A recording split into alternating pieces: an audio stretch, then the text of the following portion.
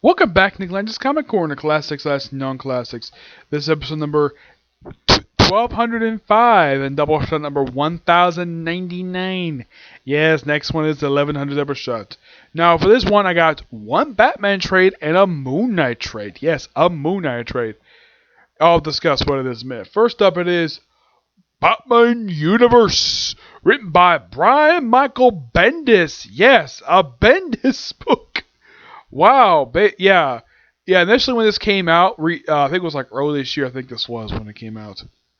Yeah, this was a 6-issue miniseries that Bendis I think came out earlier this year. No, it came out like last year. Yeah, I mean, a lot of people thought that basically Bendis should have wrote the Batman ongoing series instead of jumping over to Superman. But the reason why he did Superman because he's a big Superman fan, though he's leaving Superman, though his Young Justice series ending soon, so I think like the only book left he's writing at DC is probably going to be Legion of Superheroes. Now, this book, he does do the writing for the book, but the artwork is done by Nick Durrington. Yeah, Nick Durrington does pretty much all the issues of this miniseries. He also does the cover art of this one as well. Now, this one is simply put that there is this egg that Batman has in the cover. That's the MacGuffin for this series. And throughout this miniseries, he's basically... Now, the Riddler somehow got his hands on it, and he sold it to Vandal Savage, though he also... Batman, while trying to search for the Riddler, runs into, first, Jenny Hex. Yes, Jenny Hex, a character who is currently in the Young Justice series. Also by Bendis as well. And this one feels as though it's definitely part of the regular DC universe because, well... The costume, maybe not what regularly... I mean, it does look like the current Batman costume, yes. But it also has pretty much kind of in current looks in a way. Now, Batman, well, with this device, he goes visit Gorilla City. He also has virtual Batsuit he wears for a while. He also goes to Thanagar. Yes, he goes on planet to freaking Thanagar, the home of Hawkman. Where he mentions, oh yeah, I'm a friend of Hawkman and Hawkgirl. And then they figure, oh yeah, are you friends with Hal Jordan? He's like, yes, I am. And of course, Hal Jordan teams up for a few issues of this miniseries. He teams up with Green Arrow, which is awesome. The fact that Bendis gets a chance to write Green Arrow of all people again. One of 2 times he does. The other, of course, being Event Leviathan. Then, of course, he also does a bit of time. Well, he also goes to Gorilla City. But he also does some time traveling. Runs into the iconic Jonah Hex, another character Bendis writes for the first time in this miniseries. Yeah, writes a lot of characters first time. And the reason why it's here because of his great-granddaughter. And it turns out this egg is actually some quantum drive that apparently it's similar to Thanagar technology. But the thing is made by this miniseries, the Riddler. Nope, it's Vandal Savage. A character Batman has fought maybe once or twice over the years. He's not a regular Batman villain per se. No, he's more of an enemy of the Justice League of the JSA, not particularly Batman. Though the first bad guy that Vandal Savage fought was in fact, well, the Alan Scott Green Lantern. As the way he looks like in the miniseries, well, it's not like how he's normally depicted.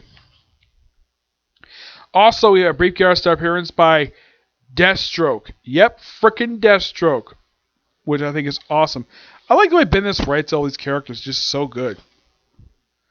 And look, here's Green Arrow. That's what I can tell is regular DC Universe because Green Arrow's wearing his current look, his current costume he's wearing. Yep, let's see if we can find it here. Where is he? Here he is. This is how Nick Durrington draws Vandal Savage. When I look at this character, I'm like, wait. This can't be Vandal Savage. He doesn't look anything like him. And yet they say, this is Vandal Savage.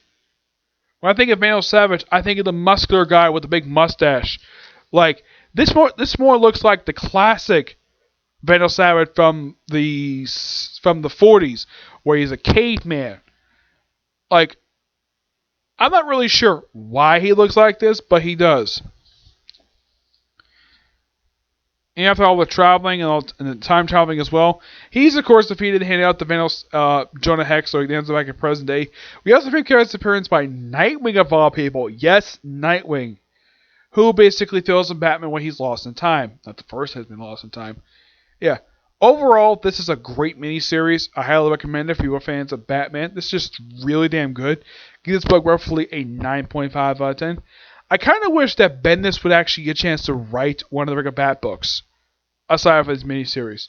I mean, he does occasionally randomly pops up in Superman, but I think he does an absolute fantastic job writing him. Though at least he doesn't have him swear. Yes, thank you for that. Okay, next one is a book series I never thought of reviewing this channel. I mean, I brought up this character a couple times, but never any trades for the series. This is Moon Knight Legacy Volume 1. Crazy Runs the Family. This collects the Marvel Legacy number for Moon Knight, issues number 188 to 193. Written by Max Bremis. Now, I initially heard that he was going to be writing the series. I'm like, okay, that makes perfect sense. The guy wrote Fool Killer, so why not Moon Knight? And this run is actually really good. The only problem is it's really short. Yeah, this run was really short. They ended this book issue 200. Well, this run anyways. Though I have heard rumblings that this series will be coming back by Ben Percy. He's going to take over the book. But there's been nothing since then. Yeah, this particular story has returned a Raoul Bushman. First time he's appeared in a comic book since 2010's Vengeance of Moon Knight. This came out roughly, I think about 3 years ago, I think this was. Yeah, actually about 2 years ago this came out. It was about 3 years ago this came out. And at this time, it had been 7 years since his last physical appearance. Now, one thing I don't like about this trade is that, for the Fall of the Vengeance of Moon Knight, we start from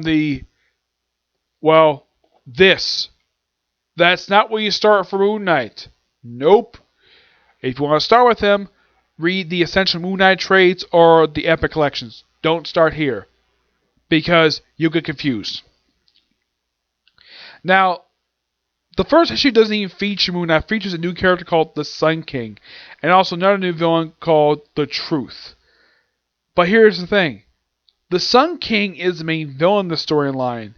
And we also return of Marlene. Yes, Marlene's the Moon Knight comic book. First time in quite a while, actually. She's not the only one who returns. We also return of Frenchie. Great to see this guy again. This also has the first appearance of a new character for Moon Knight. His daughter, named Denite, I think it's pronounced name. Yes, Moon Knight's got a daughter. When I initially saw this, when I read this book a few years ago, I'm like, okay, that kind of makes sense. After all, he was with Marlene for years, so it's not all that surprising he would have a child with her. Given the fact he was probably the only woman he slept with. Well, it's also stated he also had a thing for Echo briefly before she died in the Bendis run of the book. Yeah, and the Sun King, he works for Raw. Kashu shows up in this series, though he basically has the look that was adapted from the Warren Ellis run, where he basically walks like a frickin' skull.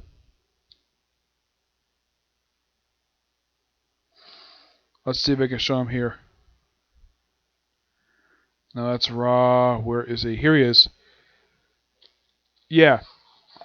That's initially what the guy looks like in here. Not some Egyptian guard basically wearing a white suit. Yeah, that was something that Warren Ellis established. And you can kind of say this is a continuation of what Warren Ellis established when he took over the book back in, I think it was like 2015, I think it was. Yeah, that was during a period of time like every arc basically where they kept changing. My first was Warren Ellis, then Brian Wood, then Colin Bunn. And then, of course, Jeff Lemire took over the book for a few trades. And then, of course, it's this book here. Yeah.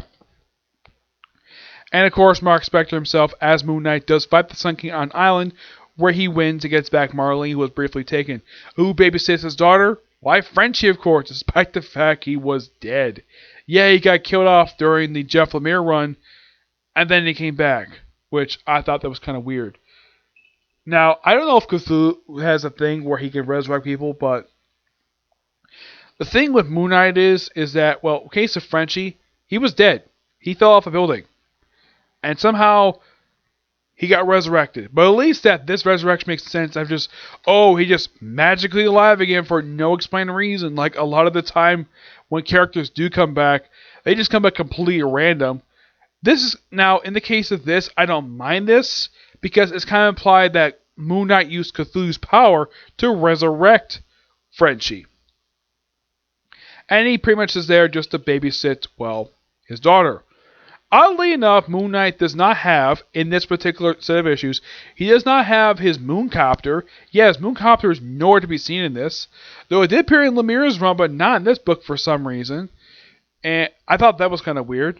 And also, I thought that was just really cool, the fact that, well, Moon Knight got a chance to basically wear his mask when he's M. Knight. Yeah, I thought that was so cool.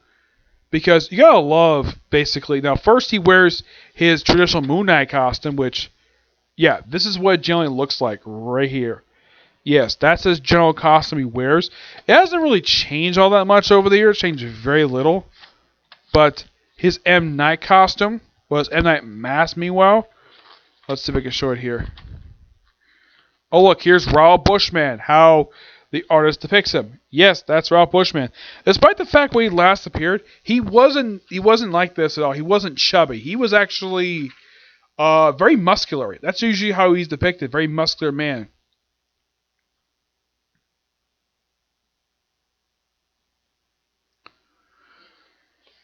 Let's see if I can find it here. Here it is. Yes, the mask that Warren Ellis basically started having Moon Knight wear. I'm kind of glad the fact that Max Mermis remembered the fact he had this mask. And it's great, though, he got a chance to wear it again.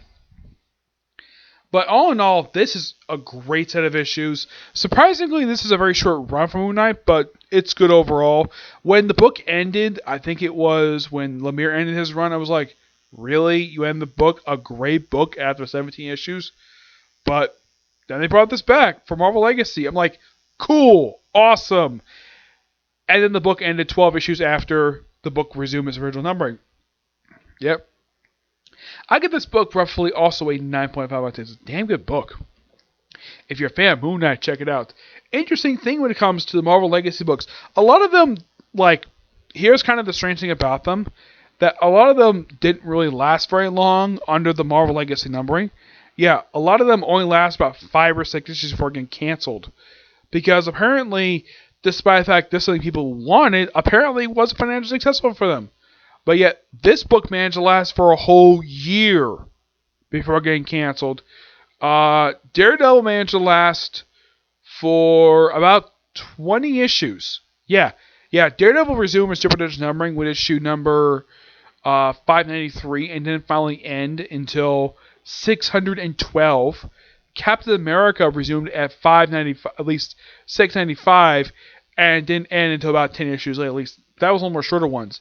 I would say this is one of the more longer ones per se. That wasn't like 6 issues per se. This was 13 issues. The only other book I could think of that was actually almost this long. There was a few others basically almost as long as this for the triple digit numbering, and that was, besides this one, was Amazing Spider-Man. I would say the only ones that were really long, were besides these two, were Avengers. Yeah, Avengers surprisingly lasted for about, I think it was about 19 issues, almost as long as Daredevil. Yeah, Daredevil was another one. What do you think? Iron Man didn't last very long under triple digit numbering when it resumed it.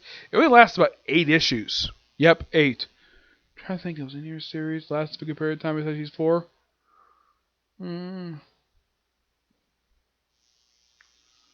You probably ask, what about Thor? Thor managed to last about 6 issues before getting relaunched. Immortal Hulk. Yeah, this one lasted for about a year before getting relaunched as Immortal Hulk when it was Incredible. So I'd say about 5 series out of all the books that was returned to his. I'd say about 6 books because also Punisher as well. I'd say about 5 or 6 at most managed to last for a full year before they ended or got relaunched. And this book was one of them, which I was so appreciative because this is a damn good series. And This is one of those characters that at Marvel I feel as though should still keep having an ongoing series. I think the reason why Marvel just sometimes ends his book is because, and this is my personal theory, I think because Marvel just the writer just basically runs out of ideas with the character. That's the reason why either they leave or they just basically just switch books. Or they just basically let the book end. Well, at least this book managed to last longer than... Well, it lasts almost as long as Lemire's. Lemire's run was like 17 issues. Yeah, about 17 issues. This was approximately 13 issues. Yeah, but at least it was longer than the previous volumes. The one before Jeff Lemire's run. Yeah, but not much else to say about 2 trades. They're damn good. Okay, so that's it for particular review. I might get time to do my review tonight for Dr. Stone. It just depends. If I do, great. If not, I'll just do it tomorrow along with my review for Black Clover. Okay, see you next video. Bye.